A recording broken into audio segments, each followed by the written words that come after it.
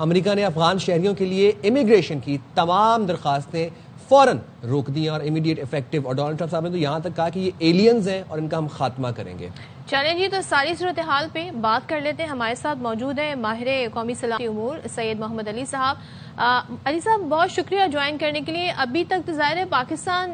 جتنا متاثر ہے دہشت گردی سے، بیرونی عناصر جس طرح کی مضمون مقاصد اپنے آئے دن ہم دیکھتے ہیں، کوشش کرتے ہیں، ہم آواز اٹھاتے ہیں، ہر پلیٹ فارم پر جا کر ثبوت کے ساتھ بات کرتے ہیں، لیکن ظاہر ہے اب یہ معاملہ دیگر ممالک تک پھیل گیا ہے۔ امریکہ تو چلیں دور کی بات ہے، لیکن پہلے ذرا تاجکستان سے شروع کر لیتے ہیں۔ تاجکستان کی گورنمنٹ نے افغان طالبان رجیم سے دہشت گردوں کے خلاف اب مؤثر اقدامات کا مطالبہ کر دیا ہے۔ پاکستان ڈے ون سے یہ مطالبہ کر رہا ہے۔ اب آپ سمجھتے ہیں کہ یہ مسئلہ ایسا بن گیا ہے کہ اسے نظر انداز نہیں کیا جا سکتا؟ بہت شکریہ جی۔ دیکھیں، میں سمجھتا ہوں دو پہلو اس کے بڑے اہم ہیں۔ پہلی بات یہ ہے کہ ایک ہی دن میں پاکستان، تاجکستان اور امریکہ میں افغانستان کا دہشت گردی کی وارداتوں میں ملوث ہونا یہ ثابت کرتا ہے کہ اب افغانستان کی سرزمین سے جو دہشت گردی کی جا رہی ہے وہ صرف پاکستان یا جنوبی ایشیا کے لیے خطرہ نہیں ہے، وہ وسطی ایشیا کے لیے بھی خطرہ ہے، اور مغربی دنیا اور امریکہ اور شمالی امریکہ تک اب اس کے اثرات پہنچ چکے ہیں۔ تو دوسرا پہلو یہ ہے کہ پاکستان جو ہے اس کا موقف یہ رہا ہے، اور آپ کو یاد ہوگا اس سال کے شروع میں جو اقوام متحدہ کی رپورٹ بھی آئی تھی اس نے بھی یہ کہا تھا کہ افغانستان جو ہے اب عالمی امن و سلامتی کے لیے خطرہ بن چکا ہے۔ اس کا مطلب یہ ہے کہ اب یہ صرف پاکستان کے لیے خطرہ نہیں ہے، بلکہ پوری عالمی برادری اس کو ایک تشویش کی نگاہ سے دیکھتی ہے۔ جس طرح آپ نے بتایا کہ امریکہ نے تمام جو ازائلم اور سیٹلمنٹ کے کیسز کی درخواستیں ہیں ان کو یعنی کہ کلوز کر دیا ہے،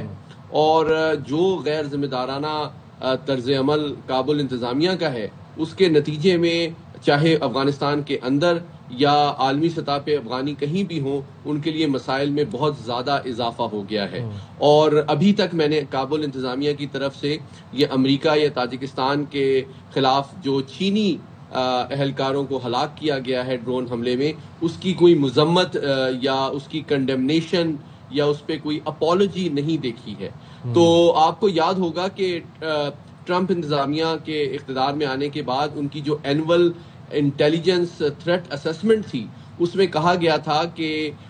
جو افغان حکومت ہے اس کے اندر عالمی دہشت گرد تنظیموں کا اثر و رسوخ بڑھ چکا ہے، جس میں داعش اور القاعدہ بھی شامل ہیں، اور ان کی انٹیلیجنس اور محکمہ دفاع کے اندر بھی ان کا اثر و رسوخ بڑھ رہا ہے۔ تو اب میں سمجھتا ہوں کہ اب عالمی برادری پاکستان کے موقف کو سمجھ بھی بہتر انداز میں رہی ہے، اور افغانستان کے جو منفی اثرات کو بھگت رہی ہے۔ اب یوں لگتا ہے کہ عالمی برادری کو کوئی نہ کوئی مل کر ایسا قدم اٹھانا پڑے گا تاکہ افغانستان میں جو دہشت گردی پنپ رہی ہے اس کے خطرے سے خطے اور عالمی برادری کو محفوظ کیا جا سکے۔ سید محمد علی صاحب، اب ہم آپ سے یہ جاننا چاہیں گے کہ what is the way forward now? آپ جب مذاکرات کی ٹیبل پر بیٹھتے ہیں تو اپنے لیسٹ پاورڈ وفد بھیج دیے جاتے ہیں افغانستان سے، جن کو ہر فیصلے کے لیے، ہر انسٹرکشن کے لیے کابل قندھار کال کرنی پڑتی ہے، ان سے سنگل پوائنٹ ایجنڈے کے اوپر بات نہیں ہوتی۔ ایک جب پاکستان اور افغانستان کے مذاکرات کے دور ہو، چاہے وہ دوحہ والا ہو چاہے وہ استنبول والا ہو، 18 گھنٹے طویل نشستیں تھیں، 14 گھنٹے طویل نشستیں تھیں۔ ایک ہی بات تھی کہ آپ اپنی سرزمین کو پاکستان میں دہشت گردی کے خلاف استعمال ہونے سے روکیں، لیکن اس کے اوپر بھی راضی نہ ہو سکے، ہیلے بہانے کرتے رہے۔ تو اب عملی جامہ کیسے پہنایا جائے گا؟ کیا what is this way forward now?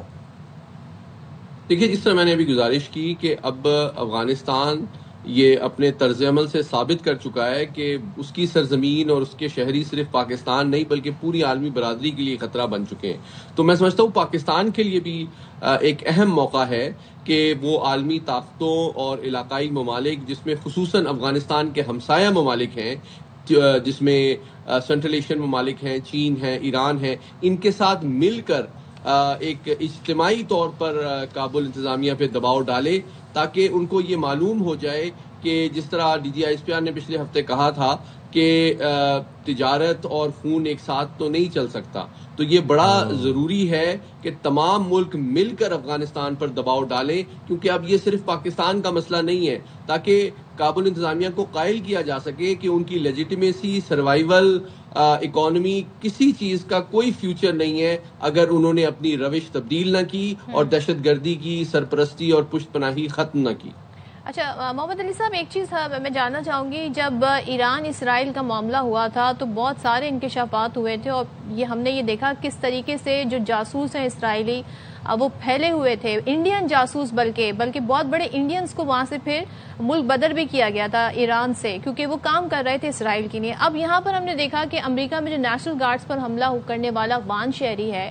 Actually وہ افغانستان میں CIA کے لیے کام کر رہا تھا، تو یہ جو ایک معاملہ ہے یہ کتنا تشویشناک ہے؟